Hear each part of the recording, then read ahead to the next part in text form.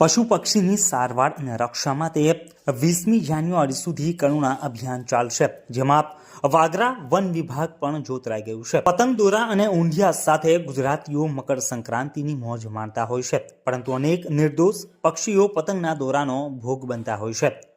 ઉત્તરાયણ પર્વ દરમિયાન પક્ષીઓ દોરાથી ઇજાગ્રસ્ત અથવા મોતને પણ ભેટતા હોવાના સેંકડો બનાવ બનતા હોય છે। ત્યારે રાજ્ય સરકારે આવા કિસ્સામાં કરુણા અભિયાન શરૂ કરી પક્ષીઓને જીવનદાન આપવાની પહેલ કરી છે।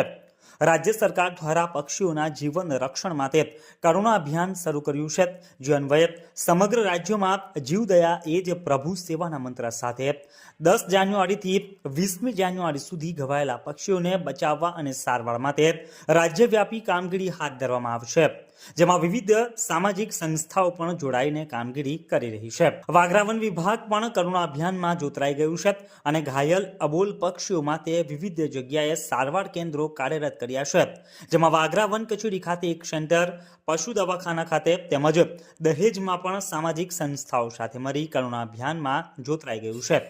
વહીવટી તંત્ર દ્વારા પક્ષી નિદાન કેન્દ્રોની માહિતી માટે વોટ્સએપ મોબાઈલ નંબર જાહેર કરવામાં આવ્યો છે, જ્યારે કોઈ પણ વ્યક્તિ 83-2000-2000 નંબર ઉપર કરુણા મેસેજ લખીને મોકલશે। આ સાથે જ પંથકમાં એક પણ પક્ષી સારવારથી વંચિત ન રહી જાય તે માટે વાગરા વન વિભાગના કંટ્રોલ રૂમ નંબર 02641 225209 તેમજ 97 247 07 907 નંબર જાહેર કર્યો છે। જો કોઈ પણ પક્ષી ઘાયલ અવસ્થામાં જણાઈ આવે તો કંઈ પણ વિચાર્યા વિના તાત્કાલિક આપેલ નંબર ઉપર જાણ કરી જાહેર જનતા પણ કરુણા અભિયાનમાં સહભાગી બને તે જરૂરી બન્યું છે। ગર્વની વાત એ છે કે અત્યાર સુધીમાં વાગરામાં એક પણ ઘવાયેલ પક્ષીનો કેસ સામે આવ્યો નથી। આ જ રીતે સાવચેતી અને તકેદારી રાખીને પર્વની ઉજવણી કરવામાં આવે તેવી પણ અપીલ કરાઈ છે। આપણી મજા અન્ય માટે સજા ન બને તેવી રીતે ઉત્તરાયણ પર્વની ઉજવણી કરવાની અપીલ કરતા વાગરા વન વિભાગના રેન્જ ફોરેસ્ટ ઓફિસર વીવી ચારણાઓએ મીડિયા સમક્ષ નિવેદનમાં જણાવ્યું હતું કે આપણે જવાબદાર નાગરિક બનીને પતંગના દોરાનો વ્યવસ્થિત નિકાલ કરવો જોઈએ। તાર ઉપર લટકતા દોરાના કારણે ઘણીવાર પક્ષીઓ સહિત સામાન્ય નાગરિક પણ ઇજાગ્રસ્ત બને છે।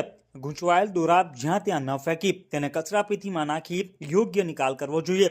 આપણી બેદરકારીના કારણે એક નિર્દોષ પક્ષીને તકલીફ પડે છે અને જીવ પણ ગુમાવે છે, ત્યારે વ્યક્તિગત જવાબદારી નિભાવીને કોઈને પણ ઇજાગ્રસ્ત કર્યા વિના ઉલ્લાસપૂર્વક ઉત્તરાયણ પર્વની ઉજવણી કરવી જોઈએ। તેમજ સવારે 9 વાગ્યા પહેલા અને સાંજે 5 વાગ્યા પછી પતંગ ન ચગાવવા પણ અપીલ કરાઈ હતી। વધુમાં ઘાયલ પક્ષીની સારવાર જાતે ન કરી તેને તાત્કાલિક પશુ ચિકિત્સક પાસે લઈ જવાની પણ આરએફઓ વીવી ચારણે હાકલ કરી છે। ઉત્તરાયણ નિમિત્તે સૌને શુભેચ્છાઓ છે અને આપણો ઉત્સવ કોઈ પક્ષીઓ માટે કે અન્ય કોઈ પણ વ્યક્તિઓ માટે નુકસાન ન રહે તે માટે ખૂબ કાળજી રાખીને પતંગનો ઉત્સવ આપણે ઉજવીએ। તે નિમિત્તે પક્ષીઓને બચાવવા માટે આપણે વાગરા રેન્જની અંદર રેન્જ કચેરી તેમજ પશુ દવાખાનામાં અવિરત પક્ષીઓને બચાવવા માટે ટીમ આપણી હાજર છે। તારીખ 10 તારીખથી ચાલુ છે, જે 20 તારીખ સુધી સતત આ કામગીરી કરતી રહેશે। તો લોકોને આપણે વોટ્સઅપ નંબર અને આપણા નંબર પણ જાહેર કરેલા છે, તો એના ઉપર કોન્ટેક્ટ કરીને અમારો સંપર્ક કરી પક્ષી બચાવવા માટે અમને મદદરૂપ બનશો। તેમજ સવારે 9 વાગ્યા પહેલાં અને સાંજે 5 વાગ્યા પછી પતંગ ના ઉડાડીએ એવો અમારા તરફથી દરેક લોકોને આગ્રહ છે, જેથી આપણે વધુમાં વધુ પક્ષીઓને નુકસાન ન થાય અને તેને આપણે બચાવી શકીએ એ માટે આપણે અવિરત પ્રયત્ન કરતા રહીએ છીએ। અત્યાર સુધી કોઈ કેસ આવ્યા છે? અત્યાર સુધી વાગરા તાલુકાની અંદર કોઈ પક્ષીઓને ઘાયલ થયા હોય એવી કોઈ કેસ આવ્યો નથી, પણ તેમ છતાં અમે અહીંયા ચાલુ જ છે આપણો જે સ્ટોલ છે તે।